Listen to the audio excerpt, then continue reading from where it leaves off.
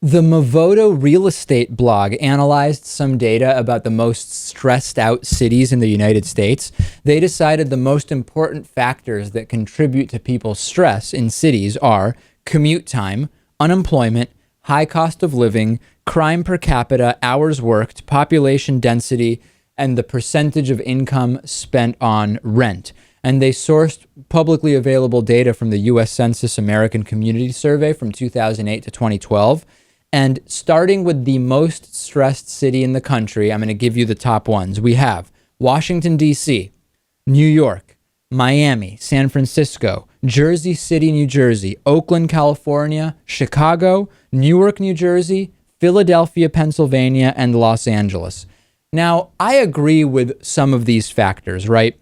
Commute time is a factor in stress. However, it is known that commuting X number of minutes in a car is a different level of stress than commuting X number of minutes on the subway. In other words, a 40-minute car commute to me sounds horrific. But 40 minutes on the subway, and that's way more than my commute here in New York City, doesn't sound quite as bad because if you take into consideration you're waiting, you're on the subway, you're off the subway, you're reading on the subway, we have to distinguish a little bit here, I think, Lewis. That's an interesting point you're making. I'm the opposite. I think a 40-minute car ride sounds much better than a 40-minute subway ride. Well, so again, maybe even more illustration that we need to be distinguishing here.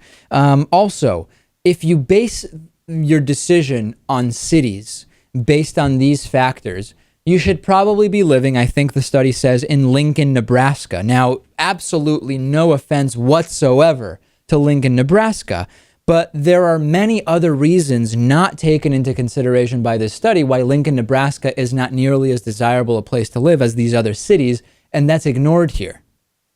It is, but I mean, if you're purely talking about stress levels, do you need to factor that in? Absolutely, because to many people, what would be stressful is living in a city that you feel has no culture. You're living in a city that has no food culture. You're living in a food desert chain city with no arts and entertainment and physically isolated in the middle of the country, for example. It depends on what's important to one or another, right? But I don't know if being bored is a source of stress. I mean, I think you could be bored and unhappy, but I don't think that would equate to stress. Well, again, it seems to be mostly a semantic thing, right? If you have higher life satisfaction, it stands to reason you will be less stressed by some of the factors identified here. To me, it seems very arbitrary the way this was done, and maybe I'm biased, you know.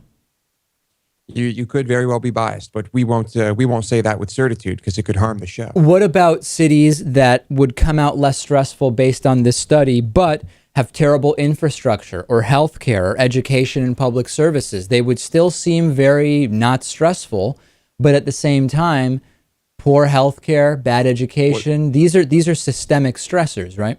Would I be correct in assuming that you have accepted to deal with certain stressful things just to live in New York City, to have the benefits of New York City as well? Well, to call them stressful or not, I guess, is where the debate is. Like for me, commuting on the subway is really not a big deal. I have my car here. When I go up to Massachusetts, I drive, but when I'm here, I take the subway. It's not a stressor, so to speak, right? The high cost of living comes in exchange for things I find to be positive. So yeah, I mean, certainly everybody has a different barometer, I think. Fair enough. Yeah, we can agree on that. Our program is viewer supported. We also do a whole extra program just for our supporters called The Bonus Show. It's hosted by Lewis. Go to davidpakman.com/membership to sign up today.